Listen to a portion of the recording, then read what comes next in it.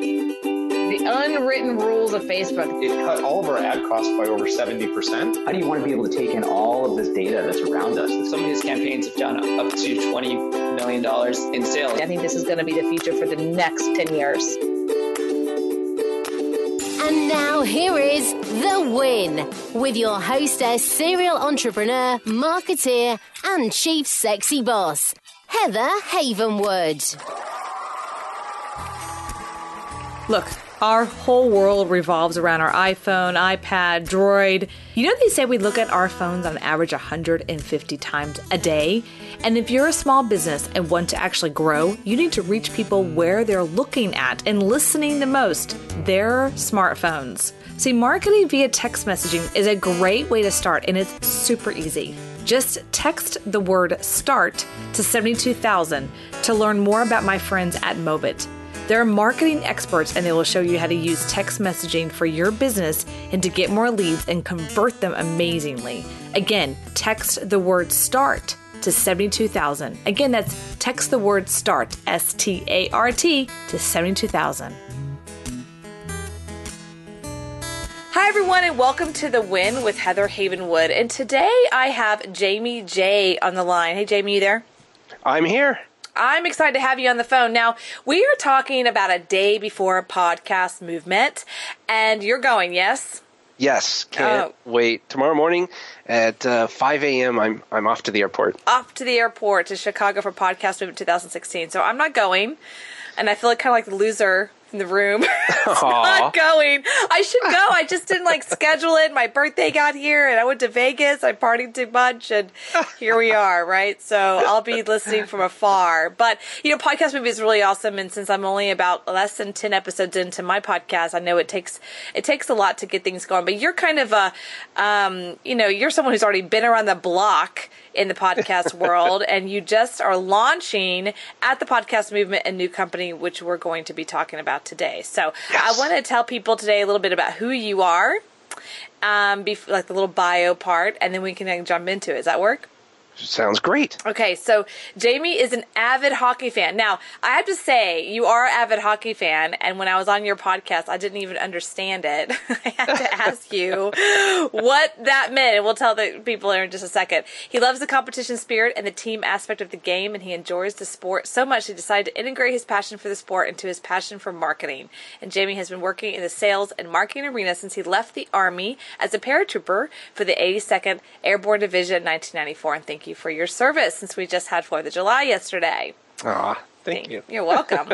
And working for 3 different Fortune 100 companies, Jamie learned quickly how to build relationships. The challenging aspect of working for a large company was having the ability to be creative. This is the main reason he went out on his own and started his own business.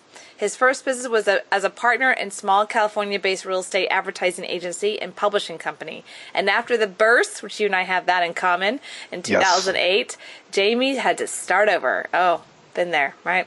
Yep. As time progressed, Jamie found that he really enjoyed making websites for people, and so he started SlapShot Studio 2013 and never looked back. And of course, he enjoys traveling, boating, playing guitar, and hanging out with the family and playing hockey. So let's start with this. What is the name of your podcast? Name of my podcast is Stop Riding the Pine. Stop Riding the Pine. Now, people, you might already know what this is, but when I got on the podcast, I was like, what does that mean? Stop riding the pine. He's like, it's a sport. So why don't you tell people? Because I sure. still don't understand it. Sure. And I probably broke every single rule that every I guess non-written rule or non-spoken rule for podcasting is that you should come up with a name that people can easily recognize your show with. I didn't do that. So it's Stop Riding the Pine is a sports analogy that means get off the bench. Get off the bench. Get off the bench. Get in the game. Get in the game, which I absolutely love the analogy of it. Right? Get off the. Just get off your tuff, as we call it here. Yeah. In Texas, but I just love that because you're a paratrooper, so I actually wanted to talk about that for just a second. Sure. Explain to people what a paratrooper is. Well, former paratrooper. It's been a while, but I do have 30 jumps, 29 in the military, static line, and then 1 outside of the military, a free fall. And basically, what a paratrooper is in the 82nd Airborne is it's a first response reactionary force type of group. And basically what we do is we are trained to go in, and whenever there's a call or a need for us, we can respond to anywhere in the world within under 24 hours. And instead of marching in or going in by tanks, we go in by C-130 aircraft and jump out of a plane, a perfectly good plane, and land wherever the wind takes us. Wow, that's pretty awesome. I love the analogy of it because I've only skydived once in my life, and it's I think awesome, that's though, right? Yeah, and it was once enough. That was good to go. But I remember when I'm up there, because I was like all talk before that, I'm like, oh, I can do this. It's gonna be so easy. Yeah. I'm all like, yeah. And I'm with my father and my boyfriend at the time, and we're all up there. So I'm with two guys, so I have to be like, oh, I'm good. I have to act like I got this. And it was Christmas. It was like the day before Christmas, like the Christmas Eve, and we're in Florida, and it was gorgeous. And I remember getting up there where it was like 12,000 feet-ish? Yeah, right around 12, 14, right in there. Yeah. And we're up there, and I'm thinking, okay, no problem. All of a sudden, they open the door. And then there's that moment, and of course I'm tandem, right? I'm tandem with somebody behind me, and the guy, who's of course bigger than me, starts pushing me, like, we're going first, and I'm like, oh no, like my claws came out of, literally, I started to grow claws, and I started clawing the entire thing. I'm like, they're probably still, I'm sure my claws are still in that airplane to this day. And I literally was like trying to grab anything. I would grab people's hair. I didn't care. I was not going. And he just, he had this like, oh, we're going. And he dropped my hands. He pulled me in, kind of like a bear hug / gonna kill me. And we just went out. Like there was no, are you ready? No. It was, next thing I know, I'm flying, and I'm just, going nuts. So I was the first one down, and then my dad came down, and my boyfriend at the time, and I just had this like, oh, I did this. I did it. And my dad started puking. Oh, no. my boyfriend was like, oh, yeah, I got this. I'm like, oh, you're so full of it. I know you're scared out of your pants. So that was a lot of fun. I had a good time, but I have to say, I'll never do that again. Oh, man, I can't wait to do it again. It is a lot of fun. I actually did it because I had a personal development guy say, do that to overcome your fear. Yeah, there you go. Yeah, and it did really help. So speaking of fear, right, and starting a new business and getting off your duff and doing something great, you have launched a new business. Let's talk about it. What is it? Sure. We are actually, as of the time of this airing, we will have launched Podcast Pilot, which is an automated podcast service for people. And pretty much it's Podcast Pilot, and, put your podcast on Autopilot. There's a lot of podcasters out there that find, that want to do the recording and the editing and then write the show notes. And then they find that, wow, one hour episode takes like 3 to 4 hours to actually produce and publish. And the more and more episodes you have, the less amount of time you have to develop your business. And so what we decided to do was build Podcast Pilot, and it's an automated software platform where people can go in. All they have to do is record their episode, upload it to our software, and we handle all the rest. We publish it for them. We do all the editing, the show notes, the optimization, the images. We do everything for them. And we found that we've had some pretty good response as of yet, and looking forward to sharing it with people at Podcast Movement. Awesome. Well, congratulations on that. And that is podcastpilot.com. And I have to say, for someone myself who's, like I said, I'm only 10 shows in at this point. Now, as we were talking offline, I've done over 120 podcasts as guests. And I do highly suggest that people who want to get into the podcasting world is to learn how to be an amazing guest, because when you learn to be a guest, then you can produce, because you know what it takes, at some level. But it is a whole nother level. Like it literally is like an upgrade, massive upgrade, when you start producing your own show, because there's all these things like ad ID 3 tags, and then you have a media host and a show description, a show subtitle, and a show notes, and then you have to publish it to WordPress and you convert to MP3. I can go on and on and on. These are all technical stuff. So when you're a host, right? When you're running, you want to focus on being an amazing host with your amazing guest, and you want to leave the details up to somebody else. Would you say?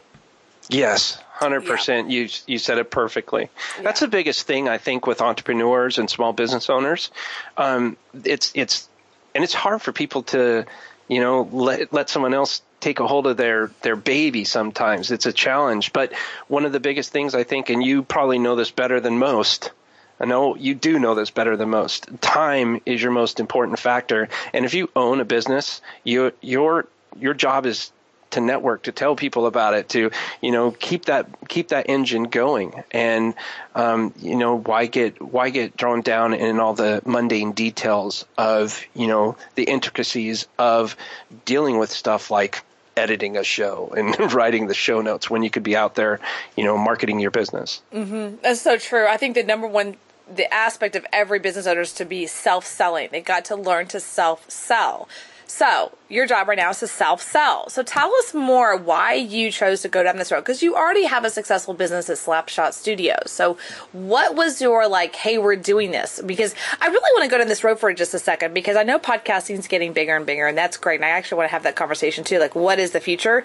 But why did you decide, okay, I'm going to put my energy into this? What was that for you?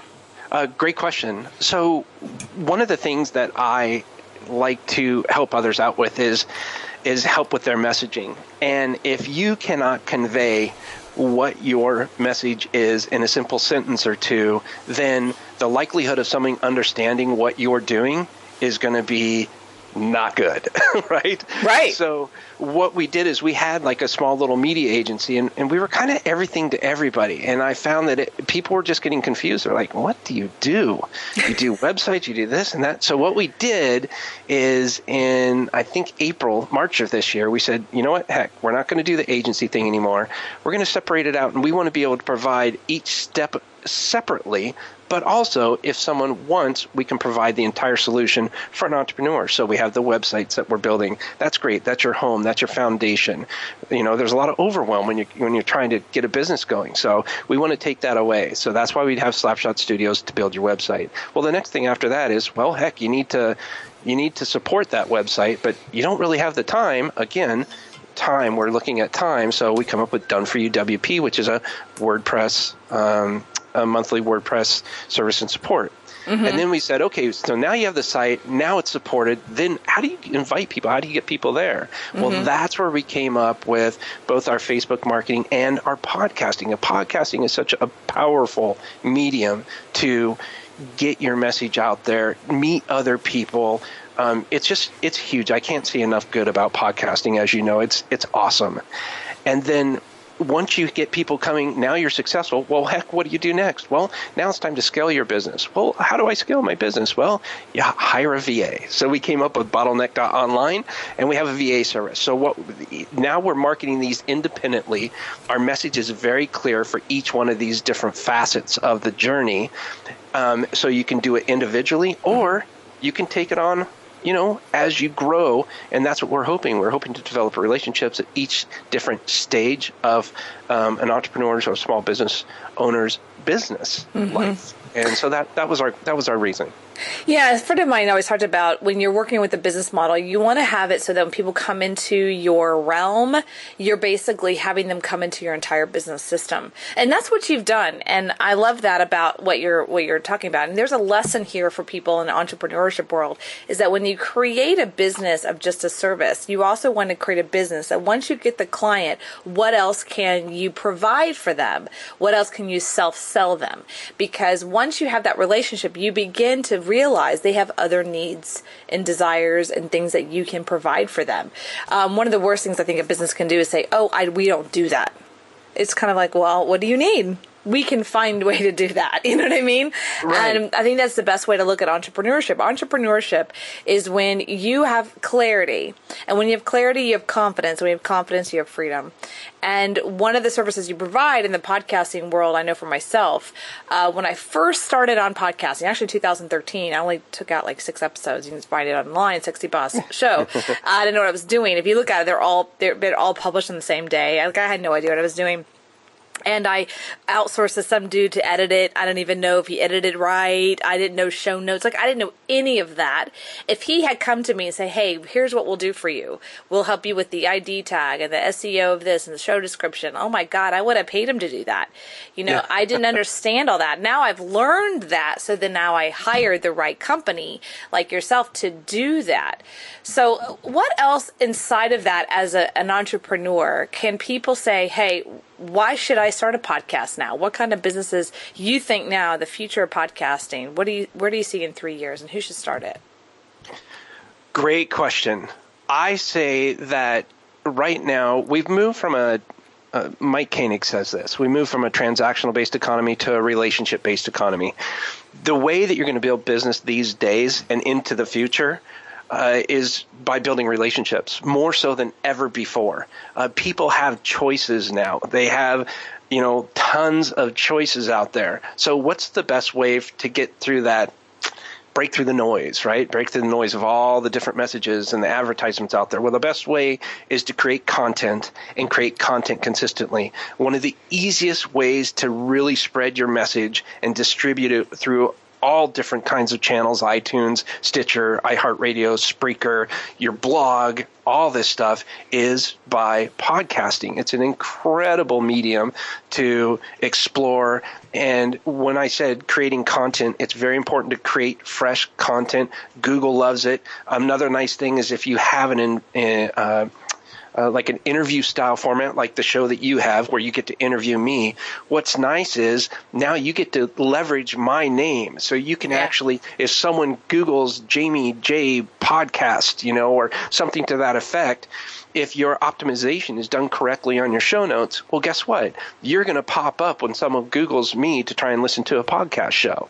And so there's all kinds of cross-marketing techniques and stuff that you can integrate in it. And I don't want to sound too technical, but overall, as long as you create content via podcasting, which is awesome, you get to meet people and create it consistently. Yeah. And that's really important. So you want to be out every Wednesday at 8 a.m. or every Sunday at midnight you want to post it. Whatever it is, just make sure that it's consistent, because what will happen is it might be kind of a slow start because not too many people know about you.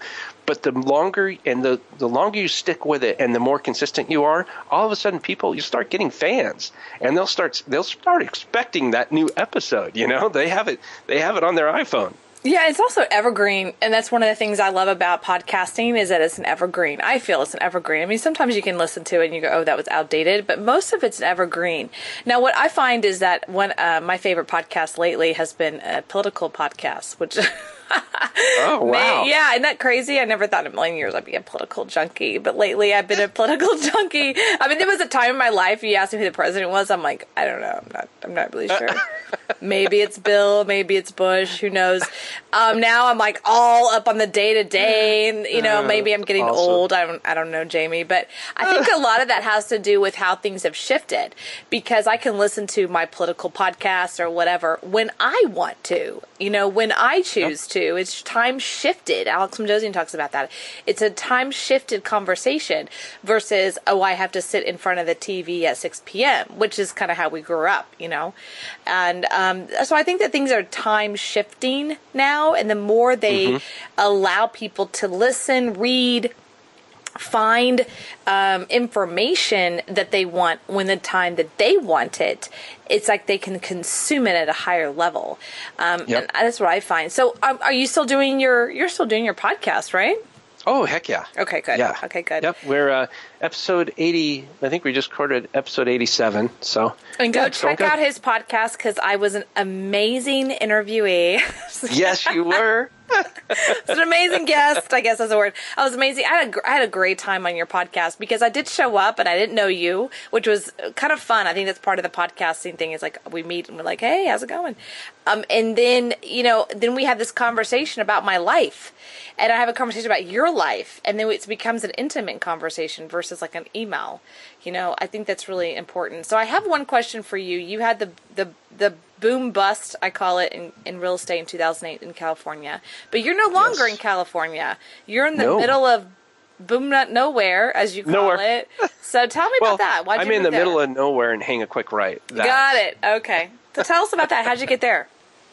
I got here, I was coming back and forth, believe it or not, from, at the time I was living in Las Vegas, but I was coming back and forth kind of helping my mom out, and played some hockey out here, lined up on a face-off against this cute little girl, and she was ragging on me a little bit, and big old smile, and I said, man, I got to come back. So you fell in love. That's what you did.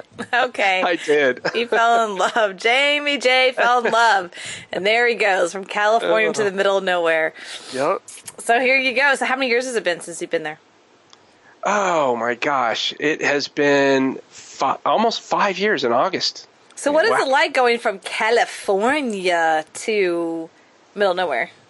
Well, it is definitely not as much traffic. You know what? I love California. It's all right. There's just too many people there. It's super expensive. I lived 15 miles from work, and it took me 45 minutes to get there. Here, I worked from my home studio. It's so awesome. My travel in the morning, my commute, is to the coffee machine. Yeah, isn't that great? I mean, I have to say, people talk about, creating a business and a lifestyle business on the beach.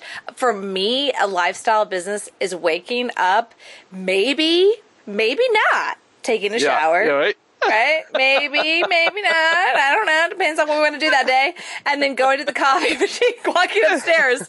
Look, I'll be clear. I did take a shower today, but I'll be honest. There have been many times I've done a podcast pretty much naked, and well, I'm laughing because I have not showered today. I smell you. No, I mean, there's, one time, it was a couple weeks ago, my boyfriend was here, and I told him, be quiet, I'm doing a podcast. So I did the podcast, and I walked downstairs, and I'm literally in my bra and underwear. And he goes, did you do it in that? Was it a video? I'm like, really? Really? You think I'm going to do a video with the bra and panties on? He's like, what are you, what are you? I'm like, well, I mean, Well, I am the chief sexy boss. I am the chief sexy boss. Right. So, he sometimes gets all weirded out by that. I'm like, you do realize podcasting is audio, right? He's like, no. Anyway, so tell us more about what you're up to and what you're creating in the future, because you're about to literally in a couple hours get on a plane, head out to Chicago, from Bonebuck nowhere to Chicago, and go to Podcast Movement. And just tell us about, who can work with your services, and tell us about your future of this new company. This is pretty exciting. It really is. Thank you so much. Yeah, getting ready to head out to Podcast Movement. It's hard to believe it's already been a year. I went to Podcast Movement last year in Fort Worth, Texas, and it was so cool. I got to meet so many cool people, the Cliff Ravencrafts of the world, John Lee Dumas, Mark Asquith, Mark Marin. This year it's going to be Kevin Smith. It's pretty exciting, the type of people that are really getting into podcasting. It's really becoming, mainstream. So I'm really excited about what the next week is gonna hold. A lot of networking, a lot of chances to meet people, see what they're doing, exchange ideas, learn different ways and new methods to improve on my current podcasts and stuff like that. So I'm really excited about that. I love getting out because, working from home, you do a lot of stuff at home and you don't get out to these events that often. And once you do, you want to take full advantage of it. So really looking forward to that. And in the future, I'm just concentrating fully on the redevelopment of each of our individual brands and, working on, a marketing, outreach and helping people with their business. That's the goal. That's the goal. That's what you're doing. So what's your intention of your podcast? Tell us about that. Yeah. And I say that, yes, yeah. I'm asking you this question from this perspective, right? There's people like listening who knows what kind of business they're in, and they're probably thinking, it won't work for me. I don't know if I want to do that. I don't know how to why would I do a podcast? So I'm trying to narrow that gap or that bridge from what kind of businesses would be best with podcasts or some that won't. I mean, sometimes I tell my clients all the time, look, don't do that. Like, it doesn't work. It won't work for this particular kind of business, right? Focus over here, not there. So I just want to talk about your business. You were an agency. I know you've shifted, but for just the concept of people, like it's an agency type model, meaning there's a particular kinds of services, right? So why did you start the podcast, and what was your intention behind it? To drive traffic? What was it? Well, my intention behind it, to tell you the truth, when I got started, I didn't know what I was doing either. I probably did everything wrong. But my main goal is it's about marketing. So if you go to stopridingthepine.com/Heather-Havenwood. Thank you very much. Go there now. Great example of what it is that we do. So we like to interview people that are authors, speakers, successful entrepreneurs that have a story to tell why they were successful and what they did and what they're doing and what they plan on doing in the future. And I think it's really cool because the listeners that I call my opiners, they're entrepreneurs that may be looking for strategies for growth strategies and tips. It may be for that entrepreneur, that person that really has this great idea or really has a dream of doing their own business, but they have a family. They're just not ready to, they haven't been able to replace their existing income and they're trying to get there. So they'll listen to the show and learn different marketing strategies, how to write books, what to do in your business, how to set up a business. I've even interviewed people with franchising experience all over the place, but it's dedicated to entrepreneurs, small-time entrepreneurs, small business owners that are just looking for that edge, and even entrepreneurs and ways to, plan to grow your business. And I think what I found is that it's just been really helpful. I get a lot of feedback from people saying that they love the show, they've learned this or they've learned that, or thanks for the, having this person on because I learned a great tip from them. Little things like that I think go a long ways. Yeah, I think the other part of that is people start to know, like, and trust you in a particular way. People start to actually know more about you. It's more intimate. And then when there's a relationship, they actually say, hey, I want to work with you. Because the website is great, but if you go to a website, then you don't necessarily know everything. You can go check out podcastpilot.com, by the way. It's actually a really cool site, I have to say. Oh, thanks. Yeah, but what's missing for me on it as a customer is like that intimacy. It's that intimacy about, well, who's behind it? Because nowadays that's where we're at. Who's behind the site? Who's really behind whatever it is? Because we want to know people do business with people. People don't do business with companies. This is so true. It's so true. And people forget that. And I was reading a book, and I'm actually rereading my book. It's called The Winning Through Intimidation by Robert Ringer. And he talks about this, that people haven't changed. And this book was written in the 70s, okay? But people haven't changed. Our technology has changed, but people haven't changed. We, as human beings, really haven't changed. He was talking about since biblical times. I mean, we haven't changed much, And so as selling and as communication and doing business, we do business with people we feel like know, like, and trust. And I think podcast so true does that kind of does that. So have you ever had someone say, hey, Jamie, I've heard you on this podcast. I want to do business with you. Have you ever had that? Have you ever actually had that connection? This is going to blow you away. Probably 60% of my business is from my podcast. The relationships I built, the listeners. Yeah. That's huge. Yeah. And I didn't go into it for that. I went into it just honestly, just went into it thinking this is a great way to create some content. But I call it indirect monetization, actually, is what I call it. And a lot of people probably call it that, but that's what I call it. There's direct monetization where you can get sponsors and things like that. And there's indirect monetization where, because of the relationships, the referrals, whatever it is that you build, either that pre-interview or the post-interview, that really goes a long ways. Do you find, or have you found, that you get more business from your own podcast or being a guest? To date, it's been from my own podcast. Yeah. I unlike you, I've not appeared on 120 shows. I've probably appeared on, 12, 15. I couldn't even tell you, but it's very, very minimal. It's just that I haven't had the time. Yeah. I understand that completely. Yeah. But yeah, for my show has been a blessing in that way. And now our show, you interview me, but is your show consistently an interview model? Yes. Yeah. There's a couple segments in there that, we've done where I've brought some friends on and stuff, like National Podcast Day and stuff like that. And we're going to do some more for the podcast movement and stuff like that. But far and away, it's mostly an interview style. There's a National Podcast Day? I didn't even know. Oh my gosh. Yep. It's trying to remember who's involved with that. I think it is Ramen Noodle. Daniel J. Lewis is involved with that. Funny. Yeah. I had no idea. Oh my gosh. Well, we have to go Google that. Yeah, and figured that out.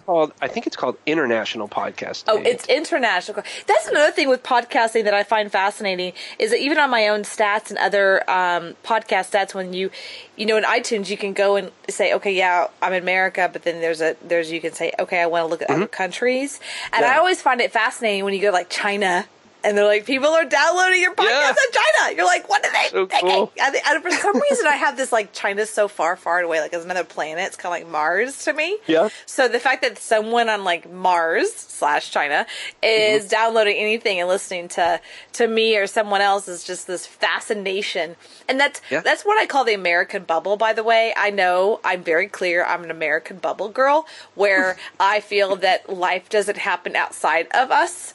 Even though I'm very clear it does on some level. Maybe Canada. I think life happens a little bit in Canada. Life happens a little bit in Mexico. But in the rest of the world, I'm like, screw them. I mean that in a loving way. I know that I'm American that way. I'm like, stupid American. I'm very clear. Right. I'm stupid American. It's okay. I own it. You can call me stupid American all you want. But do you find that? Do you look at your other stats? Like, look, Uganda. Yeah. 47 countries. Was the last I looked. Isn't that cool? So awesome. I'm like, which is in all honesty, that's not a lot of countries to be in for for the other shows that are more successful. And but for me, it's like, wow.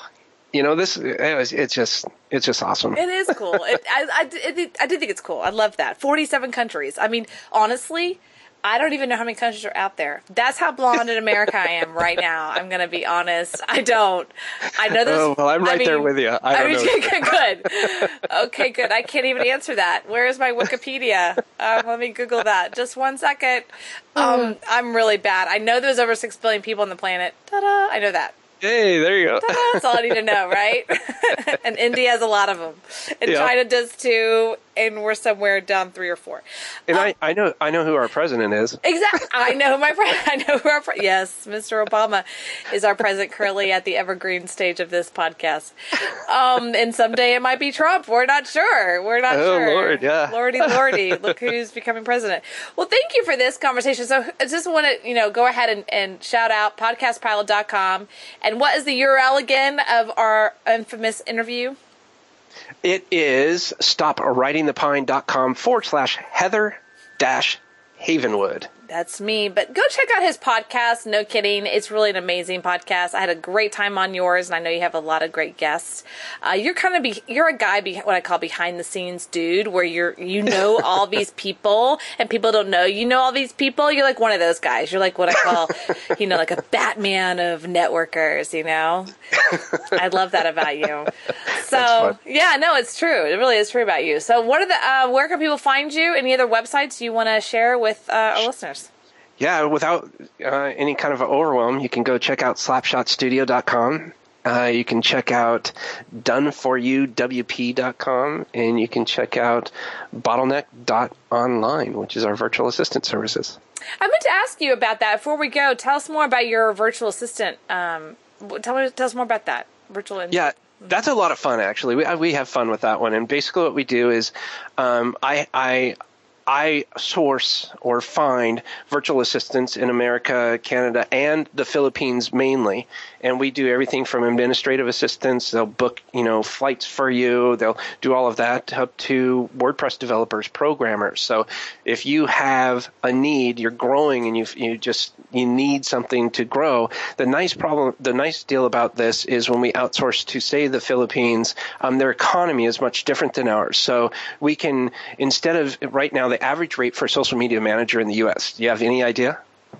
I don't. I'm going to guess. Hold on. Guess. For a year. Annual salary. Oh, annual salary? Yeah. Oh, I was going to do hourly. Okay, I'm going to throw out a number. $55,000. Oh, my gosh. You nailed it. It's $55,000. Oh, my God. Crazy. I win. No, I'm kidding. That's crazy. Yeah. So an average salary for a social media manager in the U.S. right now is about $55,000 to start. And that's someone with a college degree and all that stuff. Where what we can do, because of the economy difference there, the average rent in the Philippines, about $175, $200 a month. So you can see. But what you can do is you can actually hire somebody through our virtual assistance company. And that same position would cost you about half, a little bit more than half half the cost. So $25,000 a year will get you a nice social media manager. And then the pricing is all over the place from there. You can get administrative assistance as low as $6, $7, $8 an hour. WordPress developers that go for, $40, $50, $60, $70,000 a year here in America, you can hire for, $10, $11, $12, $13, $14 an hour through the Philippines. So what's the difference between you guys and like Odesk? Because I guess they offer up the opportunity, but do you do more than just like a kind of like Odesk or Elan's, one of those? Yeah, again, we go back down to kind of a personal relationship. Sure. So people come through our service. We have a constant flow of new applications that we receive. And then, entrepreneurs, small business owners, people like that are looking to scale their business that don't want to cover all the taxes or the FICA or all that stuff, Yeah. It's expensive hiring, plus, hiring someone here in the States, whereas if they can outsource as a, possible, it's, marketing expense or whatever, it's a really affordable way to get going. And, it's, you got someone that's going to help you out and take care of you, just as if you had somebody coming into the office. No, that's great. And, right now, Odesk, I heard they just upped their their percentage. I know that on the side of someone who's hiring, right? The hirer, the entrepreneur, it's about 10%. But I just had a conversation a couple weeks ago with someone who she really, she's a person to be hired on that. And she says she stopped doing it because they take about 15% on their side. And I thought, wow, that's an amazing business model. That's like 25% of income created, and they didn't do anything other than just have the software. It's wild, right? And it's amazing. We are in a global world now, and I do love the fact that we have the access to even hire people in other countries and things like that. So I love that what you're doing. You really are creating. Not an agency. You'd have to create a new name for the kind of company you're really creating. You're really creating, I don't know, a service-based studio company. Yeah, well, we wanted to separate each of them so that we could have each aspect or each stage of the process maintain their own identity. Yeah. But at the same time, it's a nice way for us to build a relationship with somebody and offer them, as their business grows, we have an evolution in various stages that we can help them and assist them with along the way. And I just think it's kind of a neat way to help people out. Absolutely. Well, you're doing a great job. Keep it up, Jamie J. Go check his stuff out, everything at slapshotstudio.com. But more importantly, go create a podcast. That's my go do it. Just win. Go out there and do it. Create a podcast on whatever floats your boat, either towards your business or a hobby. Doesn't matter, but go ahead and make that leap. And check out podcastpilot.com. All right. Thanks, Jamie. I appreciate your time. Thank you so much, Heather. It's been awesome. Thank you for listening to The Win with Heather Havenwood. Interested in coaching with Heather? Go to heatherhavenwood.com and sign up for a business discovery consultation. Here is your free gift for listening. Get 3 audio chapters of Heather's book, Sexy Boss, How Women Empowerment is Changing the Rulebook, when you text the word sexy to 72000. Again, text the word sexy, that is SEXY, to 72000, and receive your 3 audiobook chapters. Number is good only in North America. For outside the USA, text SEXY to +1 323 457 2288. Text SEXY to +1 323 457 2288. Long distance charges may apply. Heather wants to hear from you. Questions you want answered on the show. Comments, interview requests. Email media@sexybossinc.com or leave a private voicemail. 51 Boss is me. Again, the number is 512-677-4763. Check out all of Heather's sites. heatherhavenwood.com, sexybossinc.com, e2lab.com, datingtriggers.com. This is a Sexy Boss Wrap. This podcast is a copyright of Havenwood Worldwide, LLC.